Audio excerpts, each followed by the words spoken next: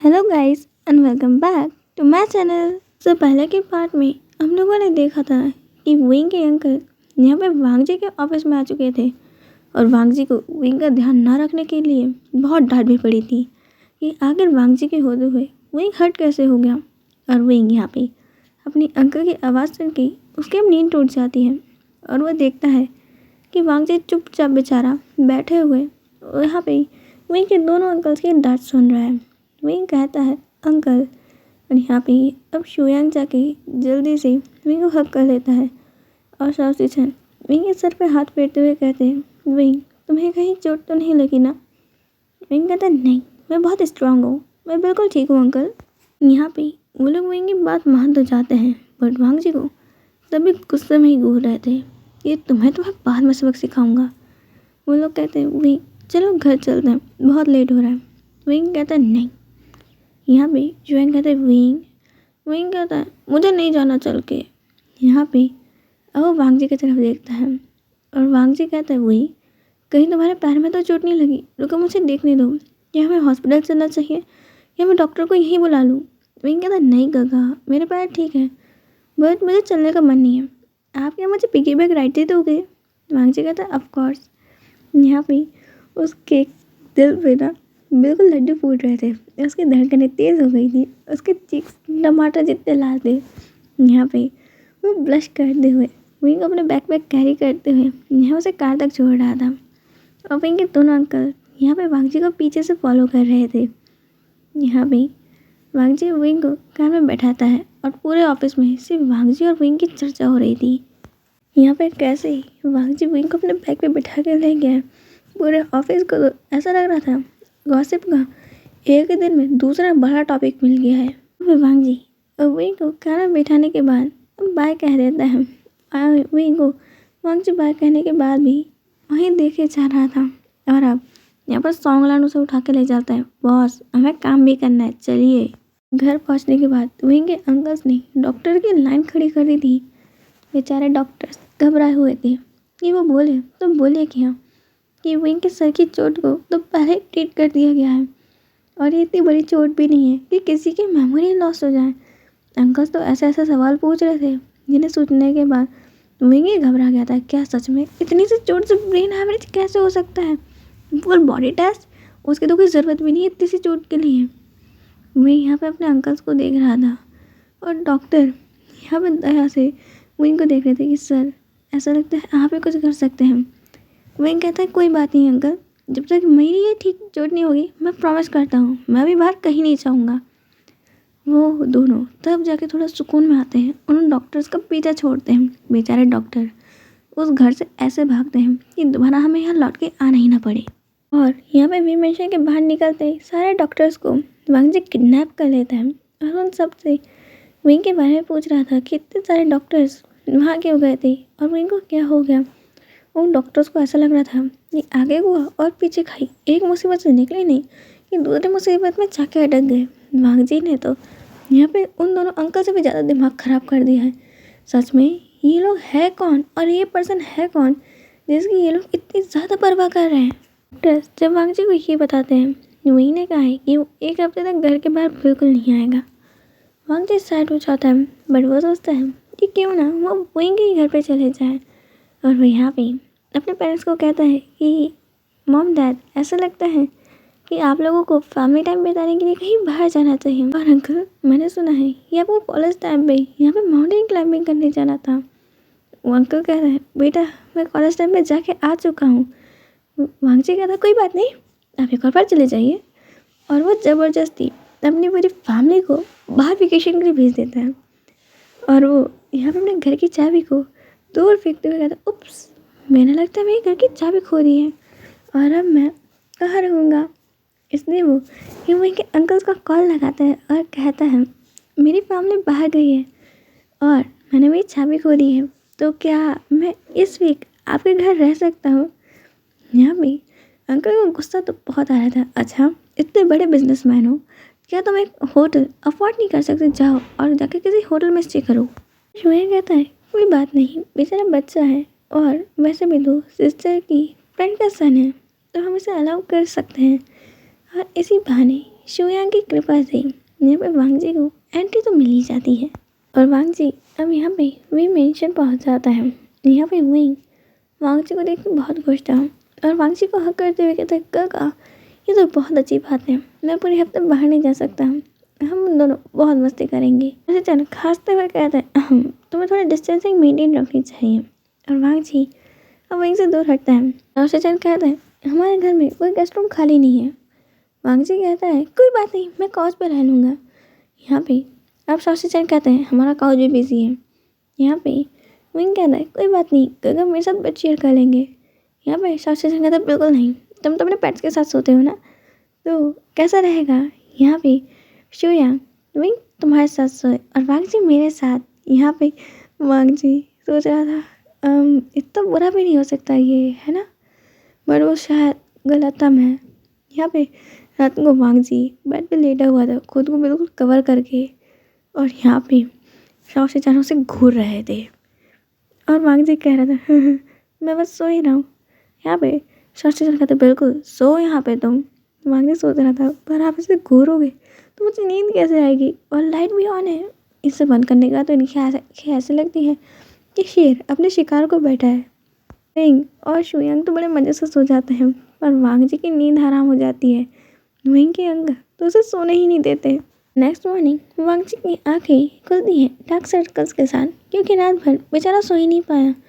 यहाँ पे विंग के अंकल तो मस्त सोए और शॉ से चैन उन्होंने तो यहाँ पे कमाल कर दिया। वांग जी को अपने साथ बांध के सोए थे, गलती से उठ के पास चला गया तो, क्योंकि वांग जी ने जितनी बार यहाँ पे विंग से प्यार करने का इजहार इनके सामने किया है ना, उसे तो फिर इन्हें डर लगने लग गया है। पता नहीं ये कब उठ के विंग के साथ कहाँ चला जाए। डाइनिंग टेबल में वांग जी देख रहा था कि शॉ से चैन कितने अच्छे से अपनी वाइफ की केयर कर रहे हैं, और विंग जब यहाँ पे वांग जी विंग को कहता है उसके फेस पे कुछ लगा है, तो विंग पूरे टिश्यू पेपर से खुद का फेस साफ कर लेता है। वांग जी जो करने वाला था, विंग को पानी की लगता है तो वो देना चाहता है, तो विंग खुद ही पूरा जग उठा के पानी पी लेता है। जब उसे लगता है विंग की भाई चीज़ नहीं उठा पाएगा, पर वांग जी के सामने विंग उसे ऐसे उठाता है जैसे वो कुछ भी नहीं है। विंग का मेडिटेशन और उसकी जितनी भी ज़्यादा उसने वहाँ पे माउंटेन में एक्सरसाइज वगैरह जो भी प्रैक्टिस करी थी, उसके आगे तो वांग जी कमज़ोर था। यहाँ पे विंग कहता है, अच्छा अब मैं एक्सरसाइज करने जा रहा हूँ। वांग जी कहता है, मैं भी आ रहा हूँ, पर 10 मिनट बाद ही। वांग जी हाँफ रहा था। विंग अब तक नहीं थका है, जिसे हार्ट प्रॉब्लम है वो इतनी एक्सरसाइज कर ले रहा है, और मुझे देखो मुझसे ये तक नहीं हो पा रही है। मस्ती में ये पूरा हफ्ता निकलता है। वांग जी यहाँ पे विंग के साथ पेंटिंग करता है, मस्ती करता है। वांग जी यहाँ पे विंग को सिंगिंग करके सुनाता है, और विंग बहुत ब्यूटीफुल सा फ्लूट भी सुनता है। विंग को फ्लूट बजाना पसंद है, और यहाँ पे वो फ्लूट बजा रहा होता है। वांग जी उसे सुनते सुनते ही कुछ गुनगुनाने लगता है। विंग को ये बहुत अच्छा लगता है, और वो इस गाने का नाम पूछता है। वांग जी इस गाना हमें कुछ बताता नहीं है, और कहता है ये एक सीक्रेट है।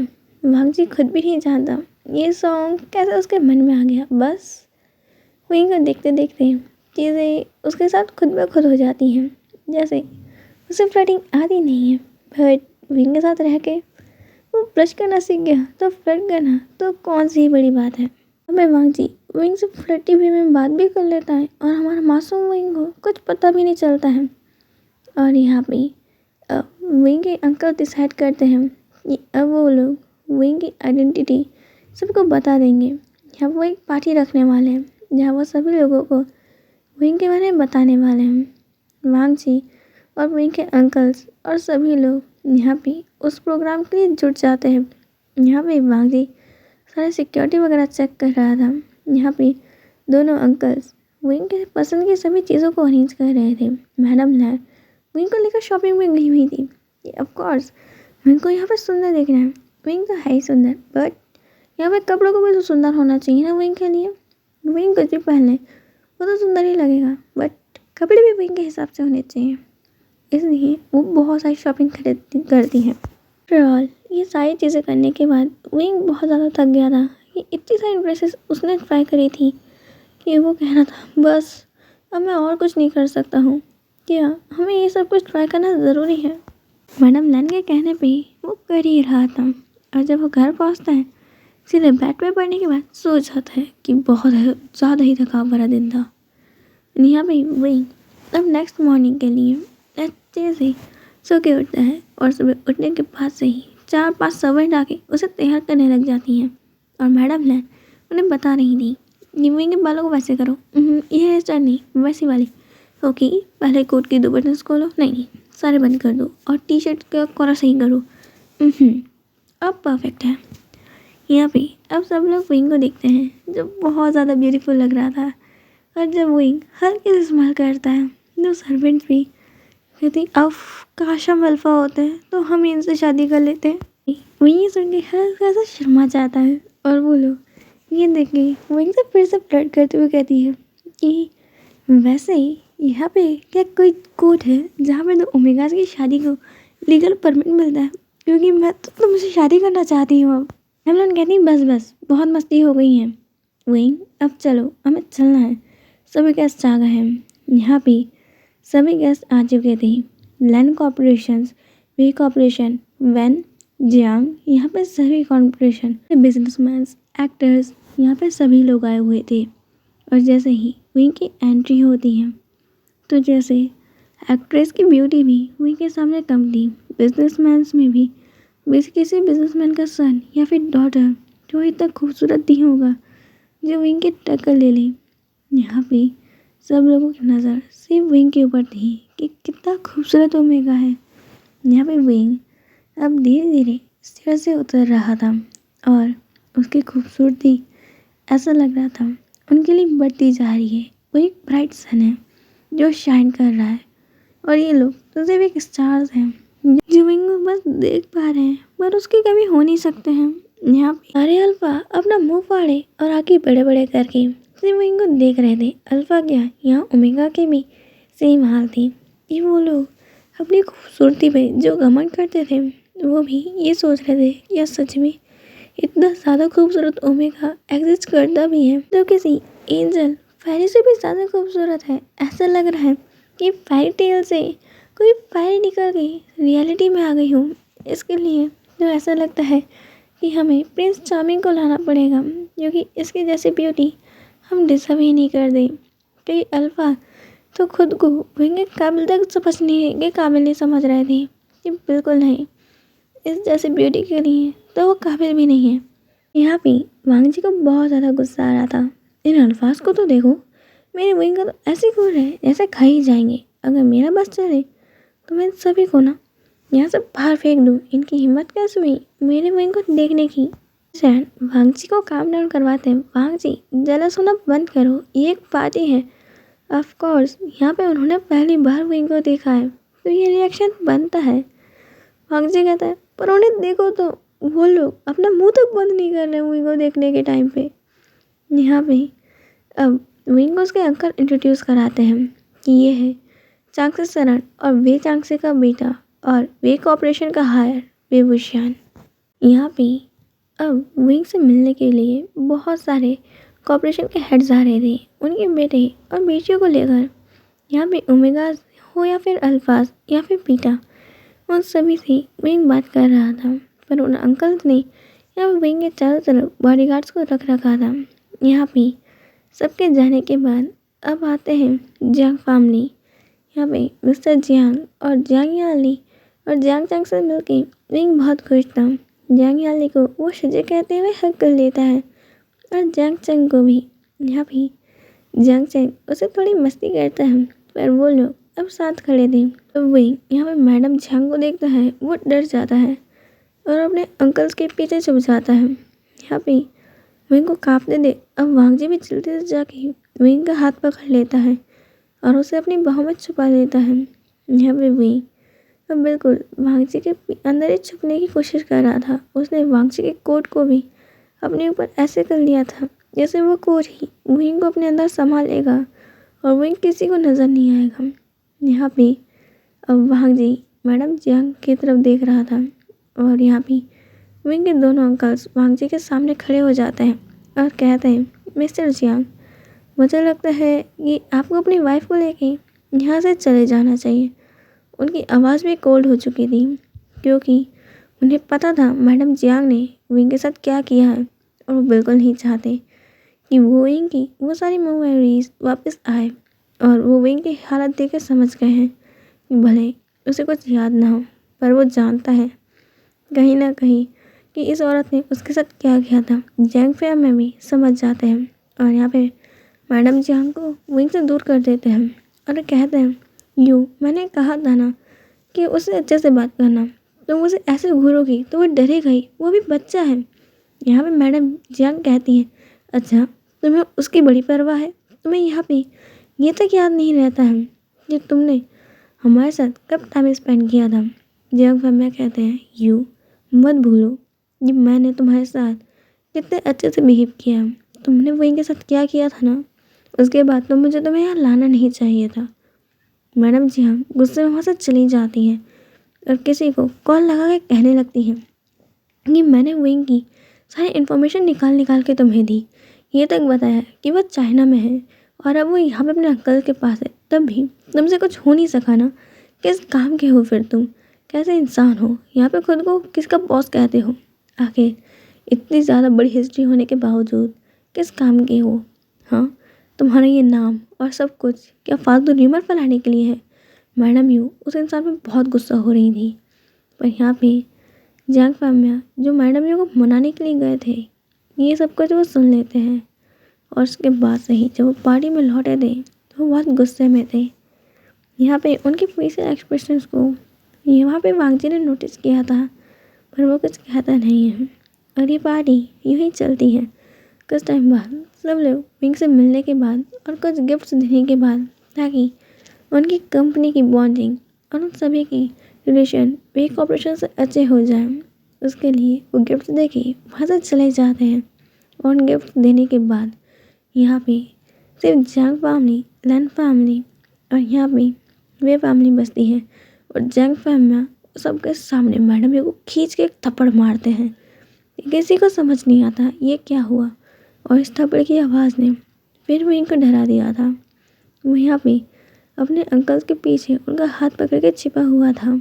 यहाँ पे दोनों अंकल वांगजी को इशारा करते हैं कि वो विंग को थोड़ा संभाले, और विंग को अब वांगजी अपनी बाहों में ले लेता है। अब यहाँ पे सब जानना चाहते थे ये क्या था, उनके फेस पे क्वेश्चन मार्क था कि ये क्या हुआ। ना जियांग याली ना जियांग चेंग किसी को कुछ समझ आ रहा था उनके फादर ने उनकी मम को क्यों थप्पड़ मारा है। और जियांग फैमिया चिल्लाते हुए कहते हैं, वो तुम थी जिसने विंग के पेरेंट्स का एक्सीडेंट करवाया, वो तुम थी जिसके कारण विंग कहाँ है इसकी इन्फॉर्मेशन लीक हुई और तुम्हारे कारण यहाँ पे अटैक्स हो रहे हैं। वो तुम थी ना जिसके कारण विंग के ऊपर अटैक उस गांव में भी हुआ था। मैडम यू कहती, हाँ वो मैं थी। तुम्हें क्या लगता है कि तुम किस तरीके से विंग के साथ बिहेव करते हो। यहाँ पे वो गुस्से में रोते हुए कहती है कि क्या मैं जानती नहीं हूँ कि तुम विंग को ऐसे ट्रीट करते हो जैसे वो तुम्हारा सगा बेटा होगा। यहाँ पे झांका मैं कहते तो यू क्या तुम पागल हो गई हो। यहाँ पे विंग तुम्हारी फ्रेंड का बेटा था, मेरे फ्रेंड का बेटा है, तो ऑफकोर्स हमें उसे अच्छा ट्रीट करना चाहिए।